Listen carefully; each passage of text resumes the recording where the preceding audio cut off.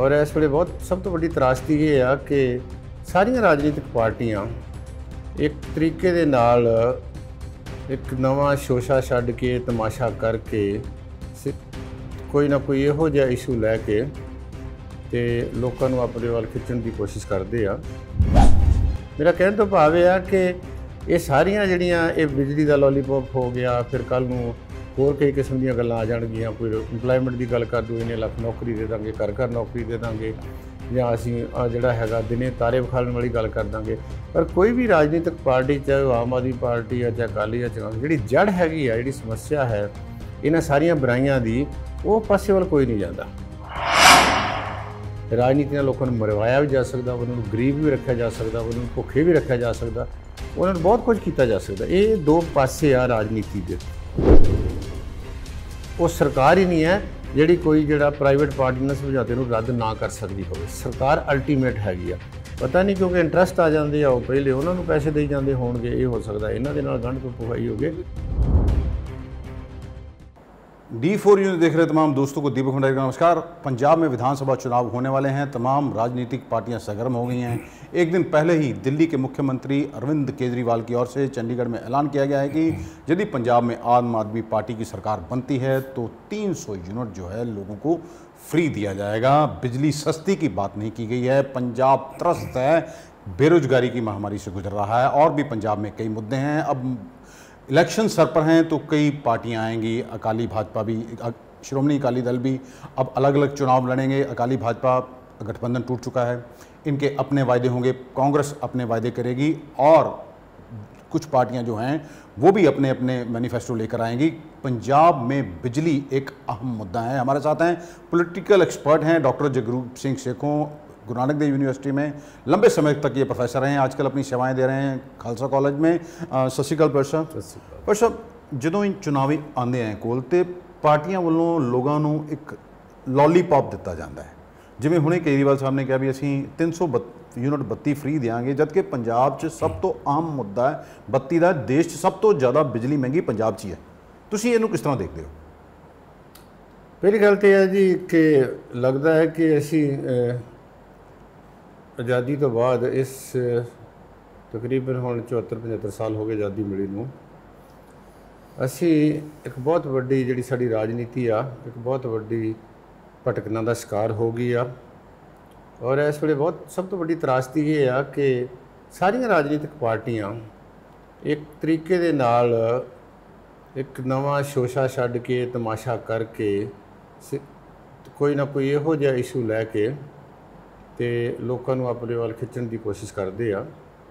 जदों कि चोणां, राजनीतिक व्यवस्था, राजनीति एक बहुत ब्रॉडर जिहड़ा उहदा कॉन्सैप्ट हैगा, बहुत वड्डा धरातल है। उहदे 'च बहुत सारे होर मुद्दे हुंदे आ, जिहड़े मुद्दे लोकां दी जिंदगी दे नाल जुड़े हुंदे आ, जिहड़े मुद्दे जिहड़े आ लोकां दे अगांह वधण दे नाल जुड़े हुंदे आ, उन्हां दी आशावां दे नाल जुड़े हुंदे आ। क्योंकि साडा तंत्र इन्ना कहना पऊगा कि राजनीतिक तंत्र जिहड़ा है, खास करके राजनीतिक पार्टियां दा जिहड़ा इन्ना ज़्यादा इन्हां दी जिहड़ी खास करके जिहड़ी विचारधारक तौर पर इन्ना जलूस निकल गया, जां इन्ना मैं तो कहूँगा कि बेड़ा गर्क गया वा।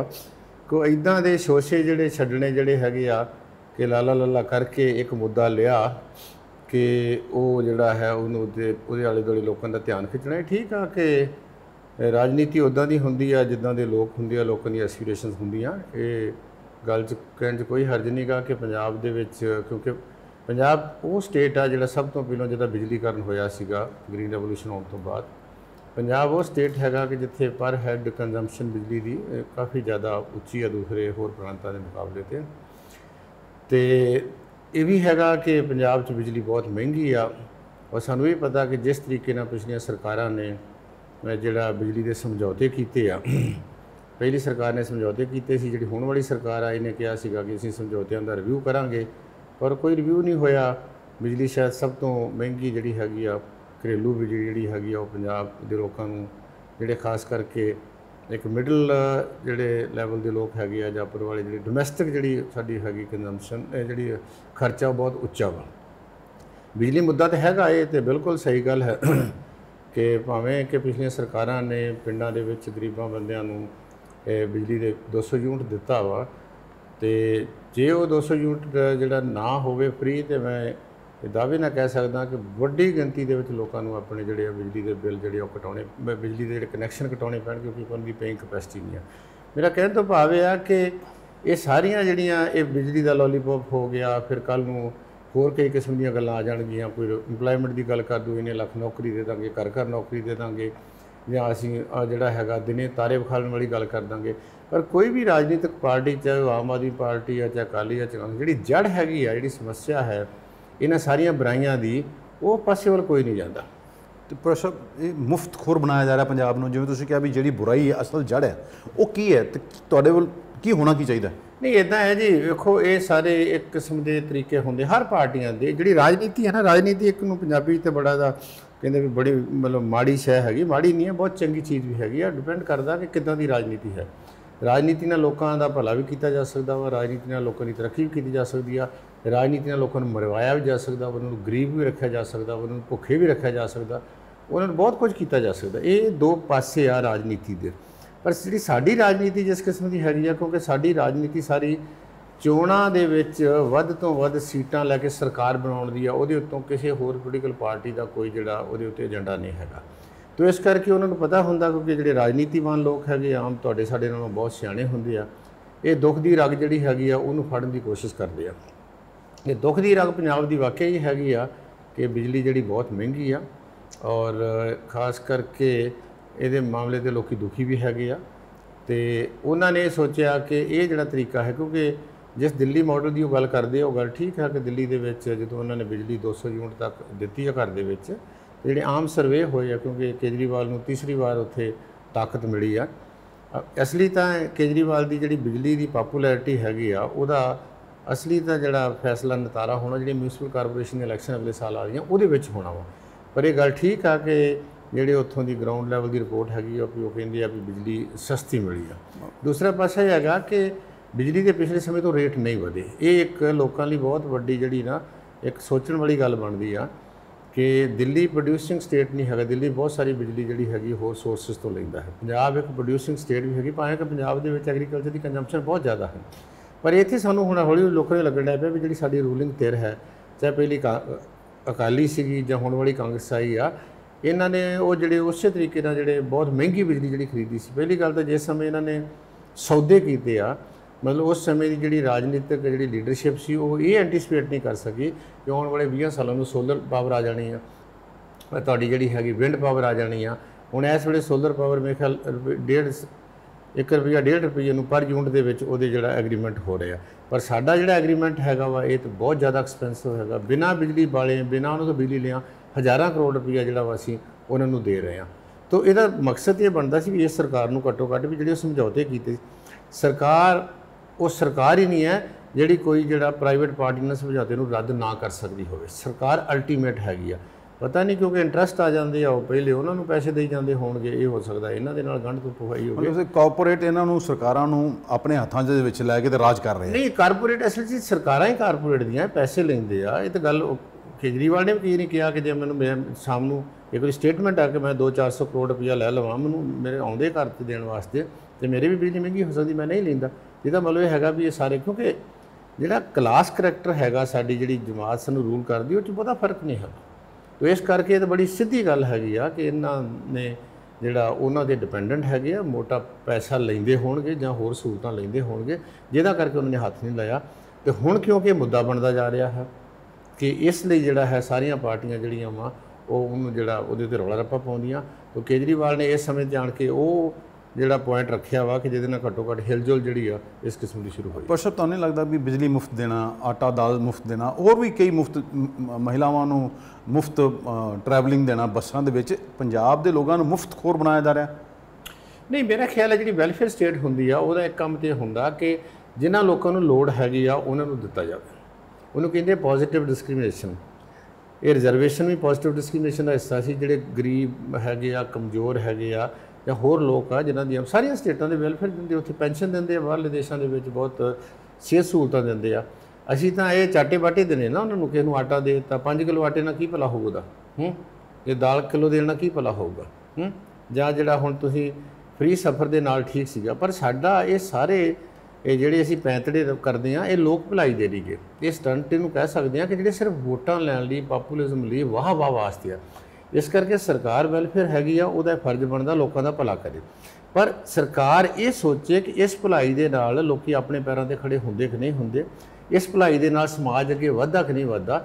ਪਰ ਜਿਹੜੇ ਫੈਸਲੇ ਇਹ ਸਰਕਾਰਾਂ ਲੈਂਦੀਆਂ ਵਾ, ਚਾਹੇ ਆਟਾ ਦਾਲ ਦੇ ਹੋਏ, ਚਾਹੇ ਹੋਰ ਥੋੜ੍ਹੇ ਬਹੁਤੇ ਹੋਏ, ਉਹਦੇ ਨਾਲ ਸਮਾਜ ਅੱਗੇ ਨਹੀਂ ਵੱਧਦਾ। ਸਮਾਜ ਜਿਹੜਾ ਹੈਗਾ ਉਹਦੇ 'ਚ ਖੜੋਤ ਆਈ ਪਈ ਆ, ਰਾਦਰ ਹੋ ਠਾਰੂ ਜਾ ਰਿਹਾ। ਪੰਜਾਬ ਇੱਕ ਉਹ ਸਟੇਟ ਹੈ ਕਿ ਜਿਹਦੇ ਦੂਸਰੀਆਂ ਸਟੇਟਾਂ 'ਚ ਪਿਛਲੇ ਸਮੇਂ 'ਚ ਹੁਣ ਤਾਂ ਖੈਰ ਗਰੀਬੀ ਸਾਰੇ ਬਹੁਤ ਵਧੀ, ਖਾਸ ਕਰਕੇ ਜਦੋਂ ਦਾ ਪਹਿਲੇ ਸਮੇਂ ਦਾ ਮੋਦੀ ਦਾ ਰਾਜ ਆਇਆ ਵਾ, ਉਦੋਂ ਤਾਂ ਵੈਸੇ ਗਰੀਬੀ ਜਿਹੜੀ ਵਧਣੀ ਸ਼ੁਰੂ ਹੋ ਗਈ ਆ ਪੈਂਡੈਮਿਕ ਦੇ ਵਿੱਚ ਆਣ ਕੇ। ਪਰ ਪੰਜਾਬ ਇੱਕ ਉਹ ਸਟੇਟ ਸੀਗਾ ਜਿੱਥੇ ਸਭ ਤੋਂ ਘੱਟ ਗਰੀਬੀ ਸੀ। ਪਰ ਹੁਣ ਅਸੀਂ ਦੇਖਦੇ ਹਾਂ ਵੀ ਜੇ ਆਟਾ ਦਾਲ ਸਕੀਮ ਕਹਿੰਦੇ ਆ ਤੇ 80% ਨੂੰ ਦਿੰਦੇ ਆ ਜੀ, ਇਹਦਾ ਮਤਲਬ 80% ਲੋਕ ਤੁਸੀਂ ਗਰੀਬ ਹੋ ਗਏ। ਜੇ ਬੁਢਾਪਾ ਪੈਨਸ਼ਨ ਲਾਉਂਦੇ ਆ ਤੇ ਬਿਨਾਂ ਕਿਸੇ ਸੋਚੇ ਸਾਰਾ ਪੰਜਾਬ ਬੁੱਢਾ ਹੋ ਜਾਂਦਾ ਉਹਦੇ ਵਿੱਚੋਂ ਆਣ ਕੇ, ਕਿਉਂਕਿ ਉਹ ਸਾਰਾ ਜਿਹੜਾ ਪਿੰਡਾਂ ਦੇ ਵਿੱਚ ਪਰਸਨਲ ਸਾਡਾ ਐਕਸਪੀਰੀਅੰਸ ਹੈਗਾ, ਇਹ ਸਰਪੰਚ ਡਿਸਾਈਡ ਕਰਦਾ ਕਿ 45 ਸਾਲ ਵਾਲੇ ਨੂੰ ਤੁਸੀਂ 65 ਸਾਲ ਦਾ ਬਣਾਉਣਾ ਜਾਂ 65 ਸਾਲ ਵਾਲੇ ਨੂੰ, ਜੇ ਆਪੋਜੀਸ਼ਨ ਪਾਰਟੀ ਦਾ ਹੈਗਾ ਤਾਂ 17 ਸਾਲਾਂ ਵਾਲਾ ਉਹਨੂੰ ਤੁਸੀਂ ਵਿੱਚ ਨਹੀਂ ਲੈ ਕੇ ਆਉਂਦੇ।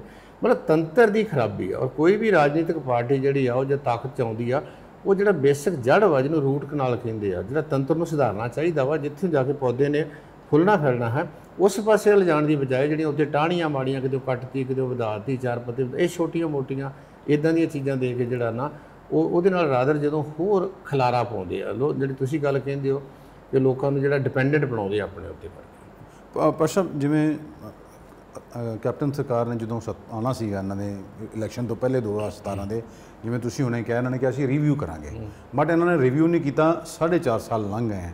ਹੁਣ ਲੀਡਰ ਵੀ ਕਹਿਣ ਲੱਗ ਪਏ ਹੈ ਇਹ ਸਮਝੌਤੇ ਇਸ ਤਰ੍ਹਾਂ ਦੇ ਕਰ ਗਏ ਹੈ ਅਕਾਲੀ ਭਾਜਪਾ ਵਾਲੇ, ਜਿਹੜੇ ਰੱਦ ਨਹੀਂ ਕੀਤੇ ਜਾ ਸਕਦੇ, ਪਰ ਉਹ ਲੋਕਾਂ ਦੇ ਸਾਹਮਣੇ ਲਿਆਉਣੇ ਚਾਹੀਦੇ ਸੀ। ਲੋਕਾਂ ਦਾ, ਇੱਕ ਆਮ ਬੰਦੇ ਦਾ ਕੀ ਕਸੂਰ ਹੈ ਵੀ ਉਹ ਅੱਜ 10 ਰੁਪਏ ਯੂਨਿਟ ਬੱਤੀ ਦੇ ਰਿਹਾ, ਜਦਕਿ ਇਹ ਲੋਕਾਂ ਦੀ ਤਾਂ ਇਨਕਮ ਘਟ ਗਈ, ਖਰਚੇ ਵੱਧ ਗਏ। ਵੇਖੋ ਜੀ, ਇਹ ਲੌਜਿਕ ਮੇਰੀ ਤਾਂ ਸਮਝ ਨਹੀਂ ਆਉਂਦਾ ਵੀ ਅਸੀਂ ਕਿਉਂ ਸਮਝੌਤੇ ਇਦਾਂ ਦੇ ਕਰਦੇ ਹਾਂ। ਜੇ ਉਹ ਸਰਕਾਰ ਨੇ ਸਮਝੌਤਾ ਇਦਾਂ ਕੀਤਾ ਸੀ ਤੇ ਇਹ ਸਮਝਾ, ਜੇ ਅਸੀਂ ਜਿਹੜਾ ਸੁਪਰੀਮ ਕੋਰਟ ਦਾ ਆਰਡਰ ਦੇ ਉੱਤੇ ਪਾਣੀ ਦਾ ਜਿਹੜਾ ਉਹਨਾਂ ਦਾ ਆਰਡਰ ਸੀ, ਉਹਨੂੰ ਅਸੀਂ ਲੈਜਿਸਲੇਟਿਵ ਅਸੈਂਬਲੀ 'ਚ ਲਿਆਣ ਕੇ ਉਹਨੂੰ ਅਸੀਂ ਨਲੀਫਾਈ ਕਰ ਸਕਦੇ ਹਾਂ, ਉਹਨੂੰ ਅਸੀਂ ਰੋਕ ਸਕਦੇ ਹਾਂ। ਜੇ ਕਿਸਾਨਾਂ ਦੇ ਉੱਤੇ ਸੈਂਟਰ ਗੌਰਮੈਂਟ ਨੇ ਕਾਨੂੰਨ ਬਣਾਏ ਆ ਤਾਂ ਅਸੀਂ ਆਪਣੀ ਵਿਧਾਨ ਸਭਾ 'ਚ ਉਹਨੂੰ ਰੱਦ ਕਰ ਸਕਦੇ ਹਾਂ। ਇਹ ਸਮਝੌਤੇ ਤਾਂ ਕੋਈ ਚੀਜ਼ ਨਹੀਂ ਹੈ, ਇਹਦਾ ਸਿਰਫ ਬਹਾਨਾ ਹੈ। ਤਾਂ ਇਹਦਾ ਪੁਆਇੰਟ ਇਹ ਹੈਗਾ ਵੀ ਜੇ ਇਦਾਂ ਨਹੀਂ ਸੀ ਤਾਂ ਅੱਜ ਤੋਂ 4.5 ਸਾਲ ਪਾਵਰ 'ਚ ਆਏ ਸੀਗੇ, 5 ਸਾਲ ਹੋ ਚੱਲੇ ਆ। ਇਹਨਾਂ ਦਾ ਵਾਈਟ ਪੇਪਰ ਇਹਨਾਂ ਕਿਸੇ ਜਾਰੀ ਕਰਾਂਗੇ, ਵਾਈਟ ਪੇਪਰ ਲੋਕਾਂ ਦੇ ਵਿੱਚ ਲਿਆਉਂਦੇ, ਲੋਕਾਂ ਦੇ ਵਿੱਚ ਬਹਿਸ ਕਰਾਉਂਦੇ, ਔਰ ਇਹ ਦੱਸਦੇ ਵੀ ਭਾਈ ਆਹ ਸਮਝੌਤੇ ਜਿਹੜੇ ਹੈਗੇ ਆ ਇਹ ਫਾਲਟੀ ਸਮਝੌਤੇ ਆ, ਇਹ ਉਹ ਕਰ ਗਏ। ਪਰ ਮੈਂ ਰਾਜਨੀਤਿਕ ਸ਼ਾਸਤਰ ਦਾ ਵਿਦਿਆਰਥੀ ਹੋਣ ਦੇ ਨਾਤੇ ਕਹਿ ਸਕਦਾ ਹਾਂ, ਸਟੇਟ ਸੁਪਰੀਮ ਆ, ਸਟੇਟ ਆਲ ਇਨ ਆਲ ਹੈ। ਇੱਥੋਂ ਤੱਕ ਆਲ ਇਨ ਆਲ ਹੈ ਕਿ ਸਟੇਟ ਕੋਲ ਹੀ ਕਿਸੇ ਵਿਅਕਤੀ ਦਾ ਜਾਨ ਲੈਣ ਦਾ ਲੈਜੀਟੀਮੇਟ ਹੱਕ ਹੈ। ਸਮਝੌਤੇ ਤਾਂ ਕੋਈ ਚੀਜ਼ ਨਹੀਂ ਉਹਦੇ ਵਿੱਚ ਕਰਕੇ। ਸੋ ਇਹ ਤਾਂ ਸਾਰੇ ਬਹਾਨੇਬਾਜ਼ੀਆਂ, ਕਿਉਂਕਿ ਹੁਣ ਜਿਹੜਾ ਉੱਤੇ ਭਾਰ ਪੈ ਗਿਆ, ਹੁਣ ਇਹ ਸਾਰੇ ਨੱਠੇ ਫਿਰਦੇ ਆ, ਇਹ ਵੀ ਰੌਲੇ ਪਾਉਣ ਦਾ ਪਿਆ। ਤੇ ਇਹਨਾਂ ਦਾ ਤਾਂ ਹੁਣ ਹੋ ਗਿਆ ਨਾ ਵੀ ਬੂਹੇ ਆਏ ਜੰਜ ਤੇ ਵਿਨੋ ਕੁੜੀ, ਹੁਣ ਵੇ ਆਊਟ ਨਹੀਂ ਲੱਭਦਾ। ਤੁਸੀਂ ਵਾਈਟ ਪੇਪਰ ਦੀ ਗੱਲ ਕੀਤੀ ਸੀਗੀ, ਤੁਸੀਂ ਕਿਹਾ ਸੀ ਰਿਵਿਊ ਕਰਾਂਗੇ, ਅੱਜ ਤੱਕ ਤਾਂ ਕੋਈ ਵਾਈਟ ਪੇਪਰ ਆਇਆ ਨਹੀਂ ਗਾ, ਕੋਈ ਰਿਵਿਊ ਨਹੀਂ ਆਇਆ। ਇਹਦਾ ਮਤਲਬ ਹੈਗਾ ਕਿ ਜੋ ਪਹਿਲੀ ਸਰਕਾਰ 'ਚ ਹੁੰਦਾ ਸੀ ਉਹ ਇਦਾਂ ਹੀ ਚੱਲੀ ਜਾਂਦਾ। ਤਾਂ ਕੇਜਰੀਵਾਲ ਦੇ ਆਉਣ ਦੇ ਨਾਲ ਘੱਟੋ ਘੱਟ ਹੁਣ ਇਹ ਇਹਨਾਂ ਨੇ ਜਦੋਂ ਗੱਲ ਕੀ, ਉਹਨੇ ਕਿਹਾ ਮੈਂ 2 ਦਿਨਾਂ 'ਚ ਕਰੂੰਗਾ, ਪਤਾ ਨਹੀਂ ਕਰ ਸਕਦਾ ਕਿ ਨਹੀਂ ਕਰ ਸਕਦਾ, ਕਰ ਵੀ ਸਕਦਾ, ਸਰਕਾਰਾਂ ਕਰ ਸਕਦੀਆਂ। ਸਿਰਫ ਵਿਲ ਦੀ ਲੋੜ ਹੋਣੀ ਚਾਹੀਦੀ ਹੈ, ਨੀਤ ਸਾਫ਼ ਹੋਣੀ ਚਾਹੀਦੀ ਆ, ਤੁਹਾਡਾ ਆਪਣਾ ਇੰਟਰਸਟ ਕਲੈਸ਼ ਨਹੀਂ ਕਰਨਾ ਚਾਹੀਦਾ। ਤੁਸੀਂ ਇੱਕ ਜਦੋਂ ਤੁਹਾਡੇ ਕੋਲ ਪਾਵਰ ਹੁੰਦੀ, ਲੈਜੀਟੀਮੇਟ ਪਾਵਰ ਹੈਗੀ ਆ, ਇਹਨੂੰ ਅਥਾਰਟੀ ਕਹਿੰਦੇ ਆ, ਸੰਵਿਧਾਨ ਤੁਹਾਨੂੰ ਦਿੰਦਾ ਵਾ, ਤੁਸੀਂ ਕੋਈ ਵੀ ਉਹ ਕੰਮ ਜਿਹੜਾ ਸੰਵਿਧਾਨ ਦੇ ਮੁਤਾਬਕ ਹੈ, ਜੇ ਉਹ ਲੋਕਾਂ ਦੇ ਅਗੇਂਸਟ ਹੈਗਾ ਤਾਂ ਸਰਕਾਰਾਂ ਉਹਨੂੰ ਅੰਡਨ ਕਰ ਸਕਦੀਆਂ। ਪਰ ਸਵੇਰੇ ਕੇਜਰੀਵਾਲ ਸਾਹਿਬ ਕਹਿੰਦੇ ਵੀ 300 ਯੂਨਿਟ ਤੱਕ ਬੱਤੀ ਫ੍ਰੀ ਹੋਏਗੀ, ਪਰ ਜਿਹਦਾ 301 ਯੂਨਿਟ ਬਿੱਲ ਆਏਗਾ ਉਹਨੂੰ ਪੂਰੇ ਪੈਸੇ ਦੇਣੇ ਪੈਣਗੇ। ਸ਼ਾਮ ਨੂੰ ਉਹ ਪਲਟ ਜਾਂਦੇ ਨੇ, ਉਹਨਾਂ ਦੇ ਪਾਰਟੀ ਦੇ ਕੁਝ ਬੰਦੇ ਆਉਂਦੇ, ਉਹ ਕਹਿੰਦੇ ਵੀ ਨਹੀਂ, 301 ਜੇ ਯੂਨਿਟ ਆਉਂਦਾ ਹੈ ਤਾਂ ਉਹਨਾਂ ਨੂੰ 1 ਯੂਨਿਟ ਤੋਂ ਬਿੱਲ ਸ਼ੁਰੂ ਹੋਏਗਾ, ਪਹਿਲੇ 300 ਦਾ ਯੂਨਿਟ ਜਿਹੜਾ ਬੱਤੀ ਦਾ ਬਿੱਲ ਨਹੀਂ ਦੇਣਾ ਪਏਗਾ। ਉਹ ਵੇਖੋ, ਇਹ ਤਾਂ ਪਤਾ ਨਹੀਂ ਕਿਉਂ ਸਟੇਟਮੈਂਟਾਂ ਦਿੰਦੇ ਆ, ਉਹ ਵੀ ਉੱਥੋਂ ਰੌਲਾ ਪਾ ਕੇ ਆ ਜਾਂਦਾ, ਲਾਲਾ ਕਰਕੇ ਸਟੇਟਮੈਂਟ ਬਿਨਾਂ ਸੋਚਿਆ। ਇਹ ਸਵਾਲ ਉੱਠਣਾ ਸੀਗਾ। ਪਹਿਲੀ ਗੱਲ ਤਾਂ ਇਹ ਵੀ 300 ਯੂਨਿਟ ਪਰ ਮੰਥ ਦੇ ਵਿੱਚ 80% ਉਹ ਗੱਲ ਠੀਕ ਸੀ, ਜੇ ਉਸ ਤਰੀਕੇ ਨਾਲ ਦੇਖਿਆ ਜਾਵੇ। 600 ਯੂਨਿਟ 2 ਮਹੀਨਿਆਂ ਦੇ ਵਿੱਚ ਬਹੁਤ ਘੱਟ ਲੋਕ ਬਾਲਦੇ ਆ, 300 ਯੂਨਿਟ ਬਹੁਤ ਘੱਟ ਲੋਕਾਂ ਦੀ ਹੋ ਗਈ ਆ। ਪਰ ਦੂਸਰੀ ਗੱਲ ਹੈ ਕਿ ਜਦੋਂ ਅਸੀਂ ਮੁਫਤ ਬਿਜਲੀ ਆ ਜਾਂਦੀ ਆ, ਫਿਰ ਅਸੀਂ ਉਹਨੂੰ ਵਧਾ ਦਿੰਦੇ ਹਾਂ। ਤੇ ਜਦੋਂ ਕਹਿੰਦੇ ਵੀ 300 ਤੋਂ ਉੱਤੇ ਜਿਹੜਾ ਹੈਗਾ 301 ਨਾਲ ਸਾਰੇ ਲੱਗਣਗੇ, ਉਹ ਨੈਚੁਰਲੀ ਕੰਟਰੋਵਰਸੀ। ਇਹਦਾ ਮਤਲਬ ਹੈਗਾ ਕਿ ਉਹਨਾਂ ਨੇ ਇਹਦੀ ਕੋਈ ਤਿਆਰੀ ਨਹੀਂ ਸੀ ਕੀਤੀ, ਕਿਸੇ ਨਾਲ ਸਲਾਹ ਨਹੀਂ ਸੀ ਕੀਤੀ। ਕੇਜਰੀਵਾਲ ਦਾ ਵੀ ਉਹੀ ਨਾ 1 ਮੈਨ ਆਰਮੀ ਵਾਲੀ ਗੱਲ ਹੈਗੀ ਸੀਗੀ, ਜਾਂ ਉਹਨੇ ਕਿਹਾ ਵੀ ਮੇਰੇ ਮੂੰਹ 'ਚੋਂ ਨਿਕਲਿਆ ਜਿਹੜਾ ਅੱਖਰ ਵਾ ਉਹੀ ਫਾਈਨਲ ਹੋਊਗਾ। ਉਹਦੀਆਂ ਇਹ ਇੰਪਲੀਕੇਸ਼ਨ ਨਹੀਂ ਦੇਖੀਆਂ ਵੀ ਇਹਦਾ ਜਵਾਬ ਕੀ ਦੇਵਾਂਗੇ। ਤਾਂ ਇਸ ਕਰਕੇ ਇਹ ਕੋਈ ਮੈਨੂੰ ਬਹੁਤ ਵੱਡਾ ਉਹ ਨਹੀਂ ਲੱਗਦਾ ਵੀ ਬਹੁਤ ਵੱਡਾ ਬੰਬਸ਼ੈਲ ਹੈਗਾ। ਇਹਦਾ ਕੋਈ ਰੀਜ਼ਨ ਹੋ ਸਕਦਾ ਸੀਗਾ ਵੀ ਅਸੀਂ 200 ਦਿੰਦੇ ਹਾਂ, ਉਹਦਾ ਅਸੀਂ ਟੈਰਿਫ ਘਟਾ ਦਾਂਗੇ, ਅਸੀਂ ਉਹਦਾ ਟੈਰਿਫ ਘਟਾ ਦਾਂਗੇ ਕਿਉਂਕਿ ਹੁਣ ਵੀ ਟੈਰਿਫ ਸਸਤੀ ਦੀ ਕਿਸੇ ਨੇ ਨਹੀਂ ਕੀਤੀ ਬਰਸ਼ਾ ਸਟੇजेस ਦੇ ਵਿੱਚ ਚੱਲਦੇ ਆ। ਇਹ ਗੱਲ ਠੀਕ ਹੈ ਵੀ ਉਹਨੇ ਇਹ ਸੋਚਿਆ ਹੋਊਗਾ ਵੀ 300 ਯੂਨਿਟ 80% ਹਾਊਸ ਹੋਲਡ ਜਿਹੜੇ ਆ ਉਹਨਾਂ ਦੀ ਕੰਜ਼ੰਪਸ਼ਨ 300 ਯੂਨਿਟ ਤੋਂ ਘੱਟ ਹੈਗੀ ਆ, ਉਹ ਬਾਹਰ ਹੋ ਜਾਣਗੇ, ਜਿੱਦਾਂ ਦਿੱਲੀ ਦੇ ਵਿੱਚ ਹੋਇਆ। ਸਿਰਫ ਵੋਟ ਬੈਂਕ ਦੀ ਰਾਜਨੀਤੀ ਨੂੰ ਟਾਰਗੇਟ ਕੀਤਾ ਉਹਨਾਂ ਸੀਗਾ ਕਿ ਇਹਨੂੰ ਬਹੁਤ ਹਾਈਲਾਈਟ ਕਰਕੇ, ਇਹਨੂੰ ਡਰਾਮਟਾਈਜ਼ ਕਰਕੇ ਕਿ ਇਹਦੇ ਨਾਲ ਮੈਂ ਦੂਸਰਿਆਂ ਦੇ ਵਿੱਚ ਇਹ ਕਰ ਲਾਂਗੇ, ਹੁਣ ਉਹ ਆਪੇ ਉਹਦੇ ਵਿੱਚੋਂ ਟਰੈਪ ਹੋ ਗਿਆ। ਤਾਂ ਇਹਦਾ ਮਤਲਬ ਇਹ ਹੈਗਾ ਵੀ ਉਹਨੇ ਵੀ ਜਿਹੜਾ ਫੈਸਲਾ ਕੀਤਾ ਵਾ ਕਿਸੇ ਨਾਲ ਸਲਾਹ ਕੀਤੇ ਤੋਂ ਬਿਨਾਂ, ਕਿਸੇ ਨੂੰ ਕੌਨਫੀਡੈਂਸ ਲੈ ਤੋਂ ਬਿਨਾਂ, ਉਹਦੀਆਂ ਜਿਹੜੀਆਂ ਪਲੱਸ ਮਾਈਨਸ ਕੀ ਇੰਪਲੀਕੇਸ਼ਨ ਹੋ ਸਕਦੀਆਂ, ਜਿਹੜਾ ਮੈਂ ਡਿਸੀਜਨ ਲੈਣਾ, ਜਿੱਥੇ ਉਹਨਾਂ ਨੂੰ ਬੈਕ ਟਰੈਕ ਕਰਨਾ ਪਿਆ, ਜਿਹਦੇ ਵਿੱਚ ਕ੍ਰਿਟਿਸਿਜ਼ਮ ਦਾ ਜਿਹੜਾ ਉਹਨਾਂ ਨੂੰ ਜਿਹੜਾ ਉਹ ਮੁੜ ਕੇ ਫੇਸ ਕਰਨਾ ਪਿਆ। ਜਾਂ ਦੂਸਰੀ ਪਾਰਟੀਆਂ ਨੇ ਹੋਰ ਵੀ ਰੇਜ਼ ਕੀਤਾ ਵੀ 200 ਯੂਨਿਟ ਤੱਕ ਫ੍ਰੀ ਦਿੰਦੇ ਆ, ਅੱਗੇ ਸਾਡਾ ਟੈਰਿਫ ਜਿਹੜਾ ਘਟਦਾ ਵਾ। ਤਾਂ ਇਸ ਕਰਕੇ ਮੈਂ ਇਹੀ ਗੱਲ ਕਹਿਣਾ ਵਾ ਕਿ ਬਿਜਲੀ ਦਾ ਮੁੱਦਾ ਹੈਗਾ ਵਾ, ਪਰ ਬਿਜਲੀ ਦਾ ਮੁੱਦਾ ਸਭ ਕੁਝ ਨਹੀਂ ਹੈਗਾ। ਪੰਜਾਬ ਦੇ ਮੁੱਦੇ ਜਿਹੜੇ ਹੈਗੇ ਆ ਉਹ ਬਹੁਤ ਸੀਰੀਅਸ ਰਾਜਨੀਤੀ ਜਿਹੜੀ ਆ ਇਹਦੇ ਵਾਸਤੇ ਸਾਨੂੰ ਚਾਹੀਦੀ ਆ। ਉਹ ਰਾਜਨੀਤੀ ਕੀ ਹੈਗੀ ਆ ਵੀ ਇੱਥੇ ਬੈਠ ਕੇ ਧਰਾਤਲ ਨਾਲ ਜੁੜ ਕੇ ਇਹ ਜਿਹੜੀਆਂ ਬਿਮਾਰੀਆਂ ਸਾਡੀਆਂ ਹੈਗੀਆਂ ਵਾ, ਖਾਸ ਕਰਕੇ ਖੇਤੀ ਬਹੁਤ ਵੱਡੇ ਕ੍ਰਾਈਸਿਸ ਦੇ ਵਿੱਚ ਹੈਗੀ ਆ। ਯੂਥ ਵਾਲਾ ਪਾਰਟ ਹੈ, ਲੋਕੀ ਬਹੁਤ ਬਾਹਰ ਤੁਰੇ ਜਾਂਦੇ ਆ। ਪੰਜਾਬ ਹੋਰ 10 20 30 ਸਾਲਾਂ ਨੂੰ ਸਾਡੇ ਕੋਲ ਯੰਗ ਪਾਪੂਲੇਸ਼ਨ ਨਹੀਂ ਲੱਭਣੀ। ਸਾਡੀ ਸਭ ਤੋਂ ਵੱਡੀ ਸਮੱਸਿਆ ਇਹ ਹੋਣੀ ਆ ਕਿ ਸਾਡੇ ਕੋਲ ਜਿਹੜੀ ਵਰਕਿੰਗ ਪਾਪੂਲੇਸ਼ਨ ਜਿਹੜੀ ਹੈਗੀ, ਜਿਹੜੀ ਇੱਥੇ ਚਾਹੀਦੀ ਆ, ਉਹ ਨਹੀਂ ਹੋਊਗੀ। ਇਹਦੇ ਨਾਲ ਕਈ ਕਿਸਮ ਦੇ ਡੈਮੋਗ੍ਰਾਫਿਕ ਚੇਂਜਸ ਆ ਰਹੀਆਂ ਵਾ। ਡੈਮੋਗ੍ਰਾਫਿਕ ਚੇਂਜਸ ਆਉਣ ਦੇ ਨਾਲ ਬਾਰਡਰ ਸਟੇਟ ਹੈਗਾ ਵਾ, ਇਹਦੀ ਆਪਣੀ ਬਾਰਡਰਸ ਹੈਗੀ ਆ, ਧਰਮ ਦਾ ਇਸ਼ੂ ਹੈਗਾ, ਕਈ ਕਿਸਮ ਦੇ ਹੋਰ ਮਸਲੇ ਖੜੇ ਹੋਣਗੇ। ਤਾਂ ਕੋਈ ਵੀ ਰਾਜਨੀਤਿਕ ਪਾਰਟੀ ਜਿਹੜੀ ਹੈਗੀ ਉਹਨਾਂ ਚੀਜ਼ਾਂ ਨੂੰ ਸਾਹਮਣੇ, ਪਾਣੀ ਸਾਡੇ ਕੋਲ ਬਹੁਤ ਜ਼ਿਆਦਾ, ਪਾਣੀ ਦਾ ਪ੍ਰੋਪਰ ਯੂਟਿਲਾਈਜ਼ ਕਿੱਦਾਂ ਕਰਨਾ ਹੈ, ਬਿਜਲੀ ਸਾਡੇ ਕੋਲ ਹੈਗੀ ਆ, ਉਹਦਾ ਕਿੱਦਾਂ ਕਰਨਾ ਹੈ। ਮਤਲਬ ਮੇਰਾ ਕਹਿਣ ਤੋਂ ਭਾਵ ਹੈ ਕਿ ਜਿਹੜੇ ਮੇਨ ਮੁੱਦੇ ਹੈਗੇ ਆ ਉਹਨਾਂ ਨੂੰ ਲਾਂਭੇ ਛੱਡ ਕੇ ਤੁਸੀਂ ਇੱਕ ਬੰਬ ਸ਼ੈਲ ਜਿਹਾ ਛੱਡ ਕੇ ਲਾਲਾ ਕਰਾ ਕੇ, ਹੁਣ ਤਾਂ ਰਾਦਰ ਤੁਸੀਂ ਜਿੱਦਾਂ ਕਿਹਾ ਵਾ ਕਿ ਹੁਣ ਤਾਂ ਉਹਨਾਂ ਨੂੰ ਨਾ ਪੇ ਬੈਕ ਹੋਣਾ ਪਵੇਗਾ, ਲੋਕਾਂ ਨੇ ਉਹਨੂੰ ਕੁਐਸਚਨ ਕਰਨਾ ਸ਼ੁਰੂ ਕਰਤਾ। ਪਰ ਸਰ ਤੁਹਾਨੂੰ ਕੀ ਲੱਗਦਾ ਇਹ ਸਿਰਫ ਟਾਰਗੇਟ ਕਰਦੇ ਆਪਣੇ ਵੋਟ ਬੈਂਕ ਨੂੰ? ਜਿਵੇਂ ਇਸ਼ੂ ਨੇ, ਬੇਸਿਕ ਇਸ਼ੂ ਤੁਸੀਂ ਜਿਵੇਂ ਗੱਲ ਕੀਤੀ ਹੈ ਵੀ ਪਾਣੀ ਵੀ ਥੱਲੇ ਜਾ ਰਿਹਾ, ਹੋਰ ਵੀ ਕਈ ਰੋਜ਼ਗਾਰ ਨਹੀਂ ਹੈਗਾ ਲੋਕਾਂ ਕੋਲ, ਨਸ਼ਾ ਬੜੀ ਵੱਡੀ ਸਮੱਸਿਆ ਹੈ, ਹੋਰ ਵੀ ਕਈ ਸਮੱਸਿਆਵਾਂ ਨੇ, ਇਹਨਾਂ ਤੋਂ ਧਿਆਨ ਭਟਕਾ ਦਿੱਤਾ ਜਾਂਦਾ ਆਮ ਜਨਤਾ ਦਾ, ਖਾਸ ਕਰ ਇਲੈਕਸ਼ਨਾਂ 'ਚ। ਵੇਖੋ ਜੀ ਉਹ ਤਾਂ ਇਹ ਕਰਨਗੇ। ਹੁਣ ਤੁਸੀਂ ਥੋੜ੍ਹੇ ਦਿਨ ਬਾਅਦ ਵੇਖਿਓ ਕਿ ਇਹ ਲੋਕ ਜਿਹੜੇ ਹੈਗੇ ਆ ਡੇਰਿਆਂ ਵਾਲੇ ਪਾਸੇ ਤੁਰਨਾ ਸ਼ੁਰੂ ਹੋ ਜਾਣਗੇ। ਇਹ ਸੈਗਮੈਂਟਲ ਅਪਰੋਚ ਆ ਇਹਨਾਂ ਦੀ, ਨਾ ਕੰਪਾਰਟਮੈਂਟਲ ਅਪਰੋਚ ਹੈਗੀ ਆ ਕਿ ਆਹ ਹੁਣ ਤਰੀਕਾ ਠੀਕ ਹੈਗਾ, ਇਸ ਪਾਸੇ ਵੱਲ ਤੁਰ ਪਓ, ਫਿਰ ਜਿਹੜਾ ਹੈਗਾ ਆਹ ਇਸ਼ੂ ਲੈ ਕੇ। ਇਹ ਕਿਸ਼ਤਾਂ ਦੇ ਵਿੱਚ ਇੱਦਾਂ ਹੁੰਦਾ ਨਾ, ਕਿਸ਼ਤਾਂ ਦੇ ਵਿੱਚ ਕੋਈ ਚੀਜ਼ ਦੇਣੀ ਆ, ਕੰਪਰੀਹੈਂਸਿਵ ਪਲਾਨ ਲੈ ਕੇ ਨਹੀਂ ਆਉਂਦੇ। ਤਾਂ ਇਸ ਕਰਕੇ ਇਹ ਮੁੱਦੇ ਵਾਲੇ ਪਾਸੇ ਤਾਂ ਚੱਲਦੇ ਨਹੀਂ, ਕਿ ਉੱਥੋਂ ਫੀਡਬੈਕ ਲੈਂਦੇ ਆ। ਬਿਜਲੀ ਤੋਂ ਲੋਕੀ ਦੁਖੀ ਆ, ਬਿਜਲੀ ਮਹਿੰਗੀ ਬਹੁਤ ਜ਼ਿਆਦਾ ਹੈਗੀ ਆ, ਦੇ ਨਹੀਂ ਸਕਦੇ। ਦਿੱਲੀ ਦੇ ਵਿੱਚ ਲੋਕੀ ਕਹਿੰਦੇ ਆ ਵੀ ਬਿਜਲੀ ਸਸਤੀ ਹੈਗੀ, ਇਹ ਅਸੀਂ ਦੇ ਦੇਵਾਂਗੇ। ਸੋ ਮੇਰਾ ਕਹਿਣ ਤੋਂ ਭਾਵ ਇਹ ਹੈਗਾ ਕਿ ਇਹ ਜਿਸ ਕਿਸਮ ਦੀਆਂ, ਪਤਾ ਨਹੀਂ ਕਿਹੜੇ ਇਹਨਾਂ ਦੇ ਜਿਹੜੇ ਉੱਥੇ ਜਿਹੜੇ ਥਿੰਕ ਟੈਂਕ ਕਿਸ ਕਿਸਮ ਦਾ ਹੈਗਾ, ਕੋਈ ਪੰਜਾਬ ਦੇ ਉੱਤੇ ਸੀਰੀਅਸ ਬਹਿਸ ਵੀ ਹੁੰਦੀ ਆ, ਪੰਜਾਬ ਦੇ ਮੁੱਦਿਆਂ ਦੀ ਗੱਲ ਕਰਦੇ ਕਿ ਨਹੀਂ ਕਰਦੇ, ਜਾਂ ਜਿਹੜੇ ਲੋਕ ਕਰਦੇ ਹੋਣਗੇ ਉਹਨਾਂ ਦੀ ਸੁਣੀ ਜਾਂਦੀ ਕਿ ਨਹੀਂ ਜਾਂਦੀ। ਤਾਂ ਇੱਕ ਲੈ ਕੇ ਪੁਆਇੰਟ ਜਿਹਾ ਆਣ ਕੇ ਜਿੱਦਾਂ ਲਾਲਾ ਕਰਨੀ ਹੁੰਦੀ ਆ ਉਹ ਕਰਕੇ ਮਤਲਬ ਪੰਜਾਬੀ ਜਿਵੇਂ ਸ਼ੁਰਲੀ ਛੱਡ ਦੇਣਾ, ਸ਼ੁਰਲੀ ਛੱਡਣ ਵਾਲੀ ਗੱਲ ਹੈਗੀ। ਤੇ ਪਰ ਸਾਹਿਬ ਜਿਵੇਂ ਹੁਣੇ ਇੱਕ ਕੁੰਵਰ ਵਿਜੇ ਪ੍ਰਤਾਪ ਉਹਨਾਂ ਨੇ ਆਪਣਾ ਇਸਤੀਫਾ ਦਿੱਤਾ, ਉਹਨਾਂ ਨੇ ਕਿਹਾ ਬੜੀ ਵੱਡੀ ਗੱਲ ਕਹੀ ਵੀ ਲੀਡਰ ਪੰਜਾਬ 'ਚ ਨਸ਼ਾ ਵਿਕਾ ਰਹੇ ਨੇ, ਉਹ ਜ਼ਿੰਮੇਦਾਰ ਨੇ ਸਰ, ਜਿਹਨੇ ਗਲਤ ਕੰਮ ਹੈ ਉਹਨਾਂ ਨੇ ਲੀਡਰਾਂ ਦੇ ਸੁੱਟੇ ਵੀ ਇਹਨਾਂ ਨੂੰ ਪੈਸੇ ਚਾਹੀਦੇ। ਮੈਂ ਕੁੰਵਰ ਵਿਜੇ ਪ੍ਰਤਾਪ ਦੀ ਬਹੁਤ ਇੱਜ਼ਤ ਕਰਦਾ। ਮੈਂ ਉਹਨਾਂ ਨੂੰ ਕੋਈ ਪਿਛਲੇ ਜਦੋਂ ਦੇ ਇੱਥੇ 2002-03 ਤੋਂ ਜਾਣਦਾ। ਉਹ ਸਾਡੇ ਕੋਲ ਆਉਂਦੇ ਹੁੰਦੇ ਸਟੂਡੈਂਟ ਸੀਗੇ ਯੂਨੀਵਰਸਿਟੀ ਦੇ ਵਿੱਚ। ਮੈਂ ਦੇਖਿਆ ਕਿ ਕਮਿਟਡ ਵਿਅਕਤੀ ਹੈ। ਮੈਂ ਜਾਤੀ ਤੌਰ ਦੇ ਉੱਤੇ ਜਿਹੜਾ ਇਸ ਕਰਕੇ ਕਿ ਮੇਰੇ ਲਈ ਤਾਂ ਉਹ ਬਹੁਤ ਜਿਹੜੇ ਹੈਗੇ ਵਾਕਿਆ ਜਿਹਨੂੰ ਕਹਿੰਦੇ ਵੀ ਇਨਸਾਨ ਹੈਗੇ ਆ, ਜਿਹੜੇ ਚਾਹੁੰਦੇ ਆ ਕੁਛ ਨਾ ਕੁਛ ਹੋਣਾ ਚਾਹੀਦਾ। ਦੂਸਰਾ ਹੈ ਕਿ ਜਿਸ ਕਿਸਮ ਦੀ ਸਰਵਿਸ ਵਿੱਚ ਰਹੇ ਆ, ਉਹਨਾਂ ਨੇ ਆਪਣਾ ਇਹ ਤਾਂ ਪ੍ਰੂਵ ਕਰਤਾ ਵੀ ਉਹ ਉਹਨਾਂ ਦੀ ਇੰਟੈਗ੍ਰਿਟੀ ਦੇ ਉੱਤੇ ਕੋਈ ਉਹ ਨਹੀਂ ਕਰ ਸਕਦਾ। ਉਹਨਾਂ ਦੀ ਜਿਹੜੀ ਹੈਗੀ ਆ ਸ਼ਮਤਾ ਜਿਹੜੀ ਹੈਗੀ ਕੰਮ ਕਰਨ ਦੀ, ਉਹ ਬਹੁਤ ਜ਼ਿਆਦਾ ਹੈਗੀ ਆ। ਉਹਨਾਂ ਨੇ ਸਾਰਾ ਜਿਸ ਕਿਸਮ ਦਾ ਆਲੇ ਦੁਆਲੇ ਦਾ ਸਰਵਿਸਿਜ਼ ਹੈਗੀਆਂ ਉਹ 'ਚ ਆਪਣੇ ਆਪ ਨੂੰ ਐਂ ਬਿਲਕੁਲ ਸਾਫ਼ ਸੁਥਰਾ ਰੱਖਿਆ। ਉਹ ਇਸ ਪਾਸੇ ਵੱਲ ਆਏ ਆ। ਇੱਕ ਉਹਨਾਂ ਦਾ ਇੱਕ IPS ਆਫੀਸਰ ਦਾ ਕਹਿਣਾ ਵੀ ਲੀਡਰ ਕਰਾ ਰਹੇ। ਹਾਂ ਨਹੀਂ, ਉਹੀ ਸਾਰੀ ਗੱਲ, ਕਿਉਂਕਿ ਉਹ ਇਹ ਤੰਤਰ ਦੇ ਵਿੱਚ ਰਹੇ ਆ, ਉਹ ਆਰਗੇਨਾਈਜ਼ ਕ੍ਰਾਈਮ ਦੇ ਵਿੱਚ ਰਹੇ, SSP ਵੀ ਰਹੇ ਆ, ਹੋਰਨਾਂ ਵੀ ਬਹੁਤ ਵੱਡੀਆਂ ਪੋਜੀਸ਼ਨ 'ਚ ਰਹੇ ਆ। ਮੇਰਾ ਖਿਆਲ ਆ ਕਿ ਉਹ ਉਹਨਾਂ ਨੂੰ ਜਿਹੜਾ ਇਹ ਜਿਹਦੇ ਬਾਰੇ ਉਹਨਾਂ ਨੇ ਕਿਹਾ ਵਾ ਉਹ ਸਾਰਿਆਂ ਤੋਂ ਜ਼ਿਆਦਾ ਚੰਗੀ ਤਰ੍ਹਾਂ ਜਾਣਦੇ, ਸਾਨੂੰ ਤਾਂ ਬਹੁਤਾ ਨੌਲੇਜ ਨਹੀਂ। ਉਹ ਅੰਦਰ ਰਹੇ, ਉਹ ਗੱਲ ਠੀਕ ਆ ਕਿ ਇੱਥੇ ਇਨਵੋਲਡ ਹੈਗੇ ਆ, ਨਸ਼ਿਆਂ ਦੇ ਵਿੱਚ ਪੋਲੀਟੀਕਲ ਲੀਡਰਸ ਇਨਵੋਲਡ ਹੈਗੇ ਆ, ਫਿਰ ਉਹਦੇ ਵਿੱਚ ਟ੍ਰੇਡ 'ਚ ਇਨਵੋਲਡ ਹੈਗੇ ਆ। ਕੋਈ ਵੀ ਜਿਹੜੀ ਚੀਜ਼ ਜਿਹੜੀ ਆ ਉਹ ਇਹਨਾਂ ਦੀ ਮਰਜ਼ੀ ਤੋਂ ਬਿਨਾਂ ਨਹੀਂ ਹੋ ਸਕਦੀ। ਅਨਫੋਰਚੂਨੇਟ ਆ, ਬਿਊਰੋਕ੍ਰੇਸੀ ਦਾ ਹਿੱਸਾ ਬਣ ਗਈ। ਫਿਰ ਸਾਡੇ ਵਿੱਚ ਜਿਸ ਕਿਸਮ ਦੀ ਪੋਲੀਟੀਕਲ ਇੰਟਰਫੀਅਰੈਂਸ ਹੈਗੀ ਆ, ਜਾਂ ਜਿਸ ਕਿਸਮ ਦੀ ਹਲਕਾਬੰਦੀ ਕੀਤੀ ਆ, ਜਾਂ ਜਿਸ ਕਿਸਮ ਦੀ ਕਿਸ ਸਮੇਂ ਅਕਾਲੀਆਂ ਨੇ ਇੱਕ ਹਲਕਾ ਜਥੇਦਾਰ ਲਾਤੇ ਸੀਗੇ, ਜਿਹੜੇ MLA ਹਾਰੇ ਸੀ ਉਹਨਾਂ ਨੂੰ ਜਥੇਦਾਰ ਲਾਤਾ ਸੀਗਾ। ਜਿਸ ਤਰੀਕੇ ਨਾਲ ਹੁਣ ਵੀ ਚੱਲਦਾ ਕੰਮ, ਥਾਣਿਆਂ ਦੇ ਵਿੱਚ ਆਮ ਬੰਦੇ ਦੀ ਜਿਹੜੀ ਰਿਪੋਰਟ ਨਹੀਂ ਦਰਜ ਹੁੰਦੀ ਜਿੰਨਾ ਚਿਰ MLA ਉਹ ਕੰਮ ਨਹੀਂ ਕਰਦਾ। ਸਾਰਾ ਕੁਝ ਤੰਤਰ ਦੇ ਵਿੱਚ ਕੋਈ ਬਹੁਤੀ ਚੇਂਜ ਨਹੀਂ ਆਈ। ਕਰਪਸ਼ਨ ਉਸੇ ਤਰ੍ਹਾਂ ਰਜਿਸਟਰੀਆਂ ਦੇ ਦਫ਼ਤਰ ਜਾ ਕੇ ਵੇਲੋ, ਉੱਥੇ ਕਰਪਸ਼ਨ ਉਸੇ ਤਰੀਕੇ ਨਾਲ ਹੈ, ਕਿਉਂਕਿ ਉਹ ਇਸ ਡਿਪਾਰਟਮੈਂਟ 'ਚ ਰਹੇ ਆ, ਉਹ ਜਾਣਦੇ, ਉਹਨਾਂ ਨੂੰ ਪਤਾ। ਬਿਨਾਂ ਪੈਟਰਨ ਜਦੋਂ ਤੁਸੀਂ MLA ਦੇ ਕਹਿਣ ਦੇ ਉੱਤੇ ਥਾਣੇਦਾਰ ਲਾਓਗੇ, DSP ਲਾਓਗੇ, ਤਹਿਸੀਲਦਾਰ ਲਾਓਗੇ, ਪਟਵਾਰੀ ਲਾਓਗੇ, ਜਾਂ ਹੋਰ ਬੰਦੇ ਜਾਂ DTO ਦਫ਼ਤਰ ਦੇ ਵਿੱਚ ਲਾਓਗੇ, ਫਿਰ ਤਾਂ ਇਹ ਕੰਮ ਹੋਣਾ। ਮਹੀਨਾ ਭਰਦੇ ਆ, ਇਹ ਤਾਂ ਗੱਲ ਬਿਲਕੁਲ ਹੈਗੀ ਆ।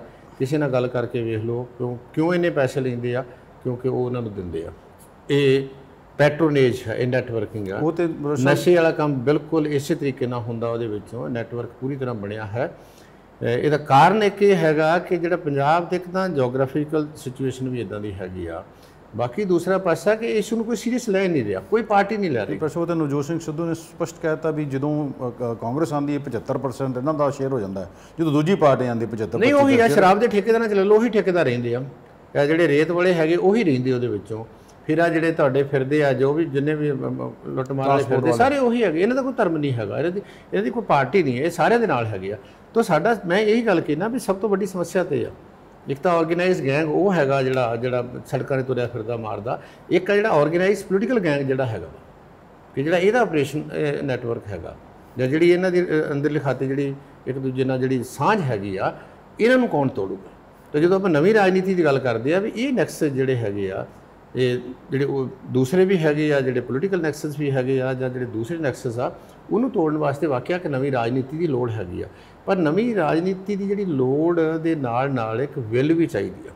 ਔਰ ਵਿਲ ਜਿਹੜੀ ਹੋਵੇ, ਇਹ ਕੋਈ ਬਹੁਤ ਵੱਡਾ ਕੰਮ ਨਹੀਂ ਹੈ, ਕਿਉਂਕਿ ਇਹ ਜਿੰਨੇ ਗੈਂਗ ਹੁੰਦੇ ਆ ਜਾਂ ਜਿੰਨੇ ਵੀ ਇਹ ਸਾਰੇ ਲੋਕ ਹੁੰਦੇ ਆ, ਇਹ ਪੋਲੀਟੀਕਲ ਸਪੋਰਟ ਤੋਂ ਬਿਨਾਂ ਨਹੀਂ ਚੱਲਦੇ। ਇਹਨਾਂ ਦੀ ਪੋਲੀਟੀਕਲ ਸਪੋਰਟ ਵਾਪਸ ਲੈ ਲਓ, ਇਹ ਤਾਂ ਵੈਸੇ ਹੀ ਜਿਹੜੇ ਅੱਖਾਂ ਤੋਂ ਹੌਲੇ ਹੋ ਜਾਣਗੇ।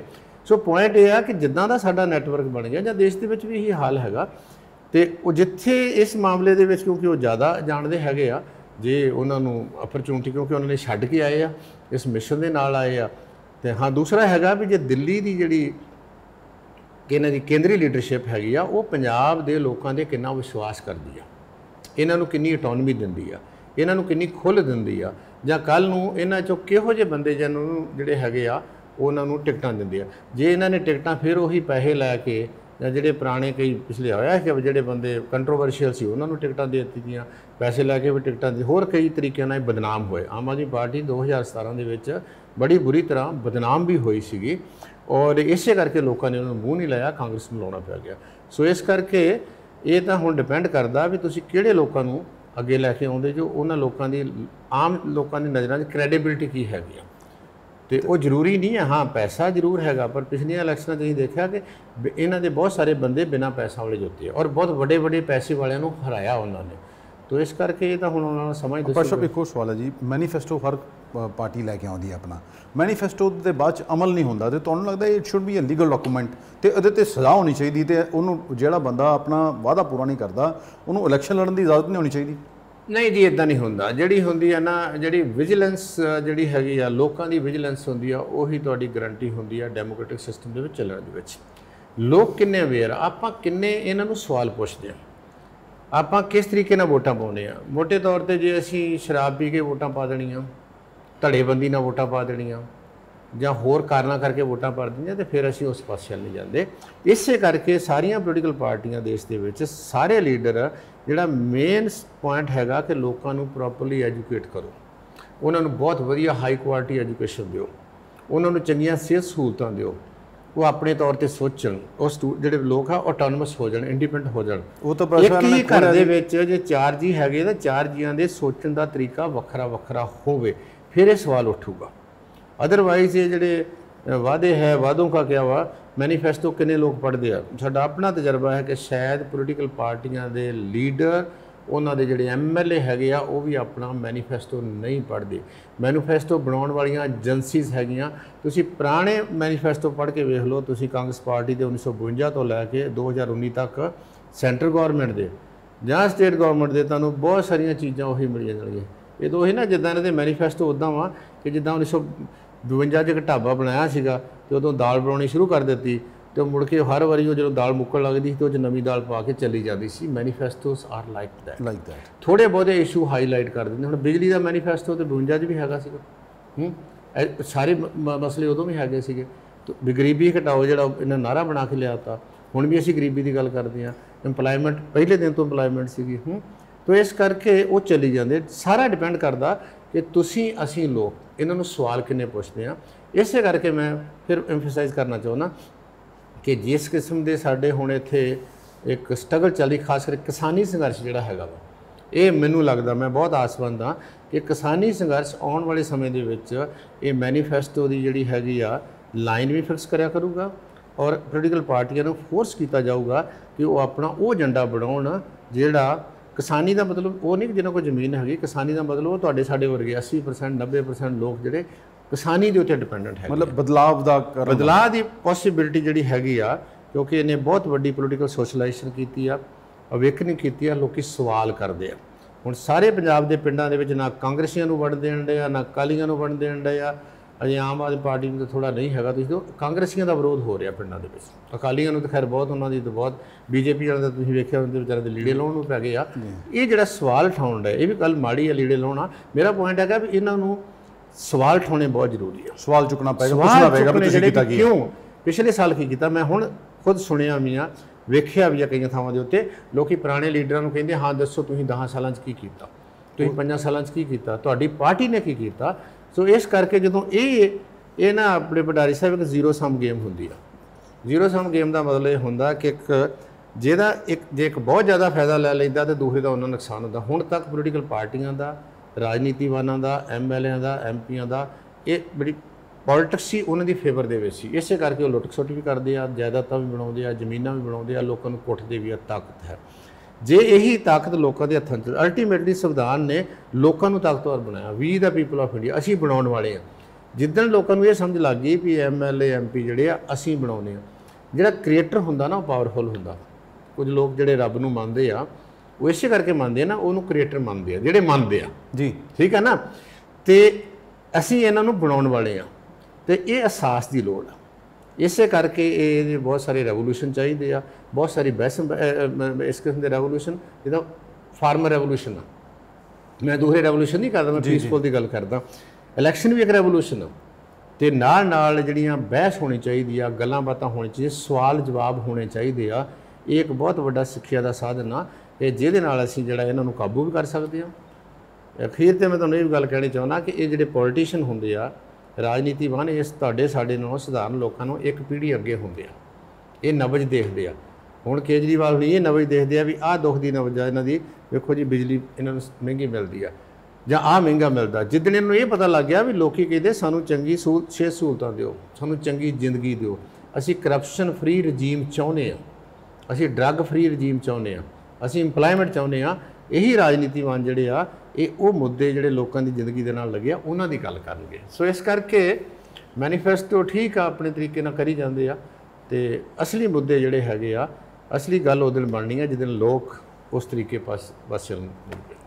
धन्यवाद। साढ़े गल करनी ये थे प्रोफेसर जगरूप सिंह। इन्होंने बड़ा स्पष्ट कहा है कि जब तक हम अपने नेताओं से सवाल नहीं पूछेंगे उन्होंने किया क्या, तब तक उद्धार होने वाला नहीं है। अपने वोट की अहमियत को समझिए। लोग पावरफुल हैं, जनता के बनाए हुए नेता हैं, लेकिन नेता अपना तो सब कुछ ख्याल रखते हैं।